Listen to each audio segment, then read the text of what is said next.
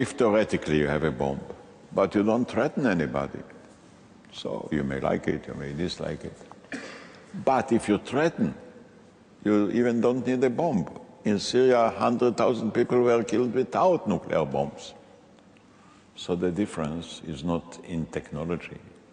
The difference is in intention, in principles. So why does and if you can make the skies of the Middle East blue, then we can talk differently. Yes. So why does Israel need nuclear bombs in your mind? It's your statement, not my statement.